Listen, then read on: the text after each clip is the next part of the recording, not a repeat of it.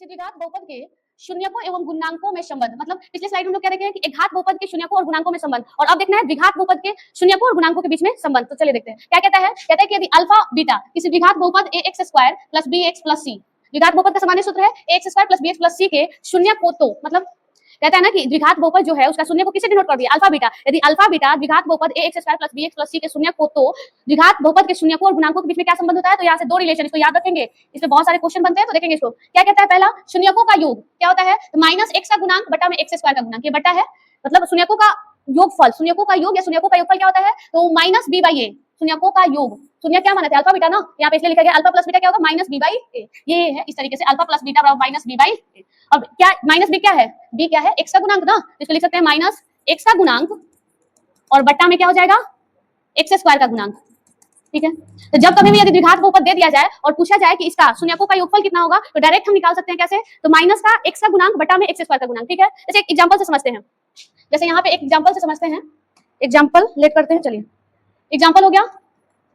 यदि px equal to 3x square plus 5x plus 6 है, और यदि कहा जाए इसके शून्यक अल्फा बीटा है, इसके शून्यक क्या दिया गया है, एक शून्यक अल्फा है और दूसरा शून्यक बीटा है, और आपसे पूछ लिया जाए कि इसके शून्यकों का योगफल मतलब अल्फा प्लस बीटा कितना होगा, तो अल्फा प्लस बीटा निकालने के लिए क्या करना है, कुछ नहीं करना है, x का गुणांक मतलब x के बगल में, तो उसको लिखेंगे माइनस x का गुणांक मतलब 5, x का गुणांक x के बगल में कितना है 5 ना, तो माइनस 5 हो गया, और बट्टा में x स्क्वायर का गुणांक कितना है 3, तो ये क्या हो गया माइनस 5 बाई 3। ठीक है, तो यही था शून्यकों का योग। तो शून्यक द्विघात बहुपद के लिए शून्यकों का योगफल कितना होता है, अल्फा प्लस बीटा का मान क्या होता है माइनस b बाई a। अब b क्या है, तो x का गुणांक और a क्या है x स्क्वायर का गुणांक, मतलब हम ऐसे भी कर सकते हैं कि शून्यकों का योगफल मतलब अल्फा प्लस बीटा क्या होता है माइनस x का गुणांक बटा x स्क्वायर का गुणांक। ठीक है, तो फिर देखते हैं अगला क्या है, अगला जो पॉइंट है वो है शून्यकों का गुणनफल। अब शून्य क्या माने थे, अल्फा बीटा, तो अल्फा बीटा माने तो गुणनफल क्या होता है, अल्फा इंटू बीटा हो जाएगा, तो अल्फा इंटू बीटा क्या होता है c बाई a, उसी को लिखा गया c बाई a। तो c बाई, अब c क्या है, तो c है अचर,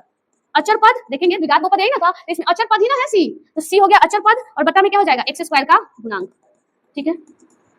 फॉर एग्जांपल से समझना चाहें तो जो ये दिए थे बहुपद इसी में देख लेते हैं। अगर इसी में कह दिया जाए कि आप क्या बताइए इसका शून्यकों का गुणनफल बताइए कितना होगा, अल्फा इंटू बीटा कितना होगा, तो क्या बोले हैं अचर पद, क्या है अचर पद बता x स्क्वायर का गुणांक, तो अचर पद कितना है 6 है और x स्क्वायर का गुणांक कितना है 3, तो 6 बटा 3 कितना आ जाएगा 2 आ जाएगा। ठीक है, तो इस तरीके से हम क्या कर सकते हैं, शून्यकों का योगफल और शून्यकों का गुणनफल निकाल सकते हैं। ठीक है, तो फिर से देखते हैं द्विघात बहुपद के शून्यकों और उनके गुणांकों के बीच संबंध में क्या है, पहला पॉइंट है शून्यकों का योगफल मतलब अल्फा प्लस बीटा जो क्या होता है माइनस b बाई a, और दूसरा क्या है शून्यकों का गुणनफल